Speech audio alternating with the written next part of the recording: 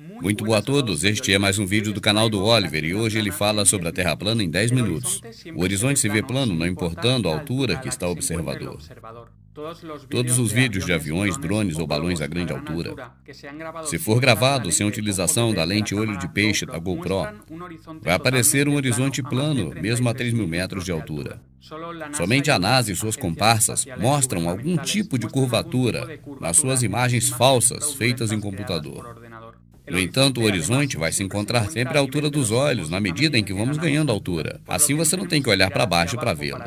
Se a Terra fosse uma esfera, sem levar em conta seu tamanho, o horizonte não se elevaria, ficaria fixo e teríamos que olhar para baixo para poder enxergá-lo. Se a Terra fosse uma esfera de 40.000 quilômetros de circunferência, segundo a trigonometria esférica, o horizonte deveria desaparecer da nossa visão 8 polegadas por cada milha de distância elevada ao quadrado. No entanto, você enxerga objetos em distâncias que jamais poderiam ser visíveis se houvesse a tal curvatura.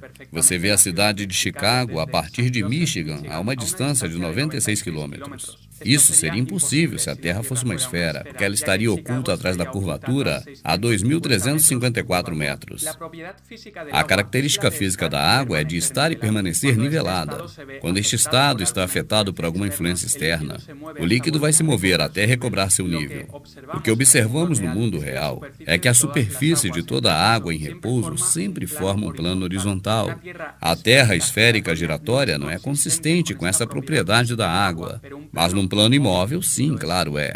Segundo a teoria heliocêntrica, a Terra se encontra girando e orbitando pelo espaço sideral a milhares de quilômetros por hora. E sem dúvida nada você sentiu ou ouviu a respeito de sentir alguma coisa desse tipo. Todos os experimentos científicos feitos aqui na Terra provam que ela não se move de jeito nenhum. Se a Terra estivesse rodando, os tipos de voo seriam muito diferentes dependendo das direções dos aviões. Um avião voando em direção oposta à rotação terrestre percorreria uma distância muito maior do que o avião que está voando em direção oposta na mesma velocidade. Na verdade, e o que você já sabe, é que os tempos de voo dos aviões são sempre os mesmos para qualquer lado. Se a Terra estivesse girando e orbitando conforme nos contaram, seria impossível a estrela polar Polaris estar sempre acima do Polo Norte na mesma posição. E ela está lá, sempre fixa no céu. Ela sempre foi referência para a navegação. Do mesmo jeito, as constelações não mudaram de lugar no mínimo ao longo da história. Isso é incompatível com a história da rotação em órbita terrestre. Se a Terra estivesse girando, a fotografia noturna de larga exposição, que são chamados Star Trails, não mostrariam jamais o círculo perfeito que as estrelas realizam ao redor da estrela Polaris. Mostrariam linhas irregulares. Com isso se conclui que são as estrelas que rodam ao redor de Polaris numa Terra imóvel. Segundo a teoria da gravidade, um objeto menor será atraído por um objeto de maior massa. E, sem dúvida, não há nenhum experimento na história da humanidade jamais mostrou que um objeto de menor massa é atraído por aquele de maior massa. Segundo a teoria, a gravidade faz com que o mar se mantenha agarrado à Terra esférica giratória. E você sabe que a água jamais vai ficar presa numa esfera, ainda mais se essa estiver rodando. Todos estes fenômenos atribuídos à gravidade nunca, jamais foi observado no mundo real. Portanto, de acordo com o método científico, isso não está certo, pois esse tem um critério a ser adotado. Segundo a teoria heliocêntrica, estes efeitos da gravidade estão acontecendo no espaço sideral, e somente a NASA e suas comparsas conseguem perceber isso. Mas quando analisamos as imagens apresentadas pela NASA, vemos que na verdade são todas composições gráficas feitas por computador. A partir da missão Apollo 11, que supostamente teriam pisado na Lua, existem inúmeros exemplos de fraudes feitos pela NASA. A fotografia oficial do planeta de 2012 apresenta nuvens clonadas no Photoshop. A foto oficial de 2015 mostra a palavra sexo em inglês nas nuvens. O tamanho dos Estados Unidos varia enormemente entre a fotografia de 2012 e 2007.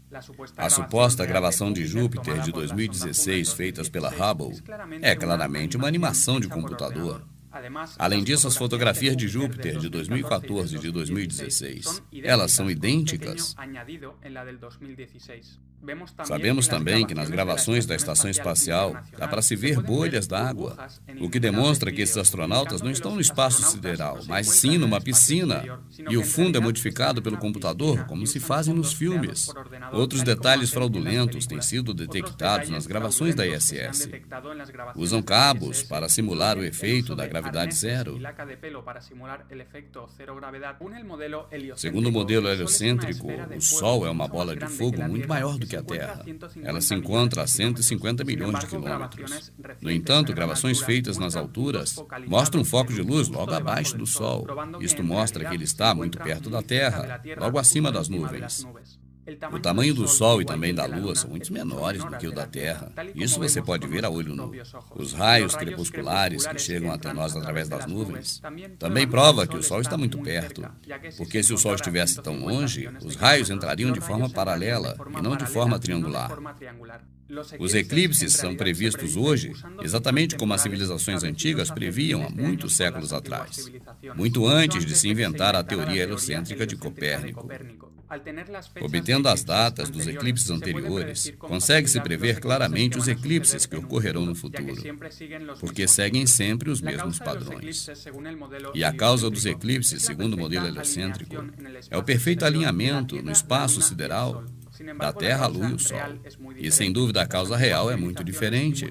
As antigas civilizações e muitos astrônomos ao longo da história têm falado de círculos escuros que não emitem nenhuma luz. E esses estão girando no firmamento junto às demais estrelas. E este efeito foi comprovado recentemente em um voo turístico, onde as pessoas pagaram para ver o eclipse solar 2015 desde o alto. As gravações feitas de dentro do avião mostram círculos escuros próximos ao Sol. E foi um deles que o tapou para provocar o eclipse. A televisão mostrou imagens editadas onde ocultaram esses círculos. No modelo da Terra esférica, existem dois polos opostos. Está um a cada lado do globo. E, sem dúvida, existem grandes diferenças entre o extremo norte e o extremo sul. No extremo norte, as temperaturas são muito superiores e há grande diversidade entre flora e fauna. Ao contrário, no sul, as temperaturas são bem menores.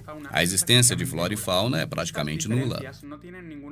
E estas diferenças não têm nenhuma explicação satisfatória no modelo da Terra esférica, já que o Sol clareia do mesmo jeito norte e sul ao longo dos anos. Ao contrário, é totalmente lógico na Terra plana. O Sol, que é muito menor do que a Terra e clareia só no âmbito local, completa uma volta sobre a Terra a cada 24 horas. Ao longo do ano, ele vai caminhando de trópico a trópico e por isso ocorrem as estações. Ao percorrer uma distância bem menor na circunferência do norte, ele circula muito mais lento do que no sul, e por isso que a temperatura é mais elevada. Por outro lado, o Sol tem que viajar mais rápido na circunferência do Sul para dar a volta em 24 horas. E por isso ele passa menos tempo esquentando uma determinada área.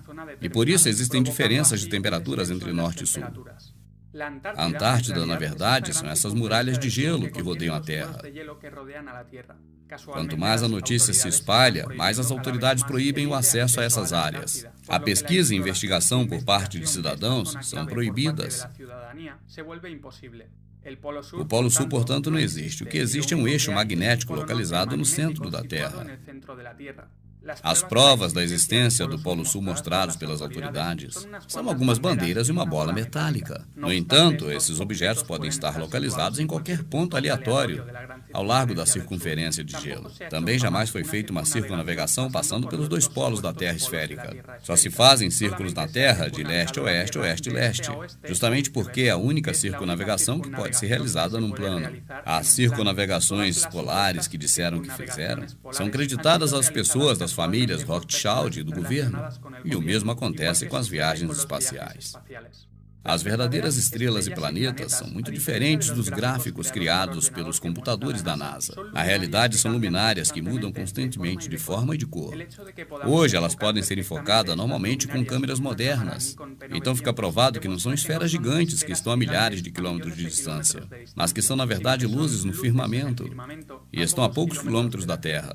Siga o canal, faça sua inscrição, porque o Oliver continuará falando destes assuntos. E como sempre, muito obrigado e até o próximo vídeo.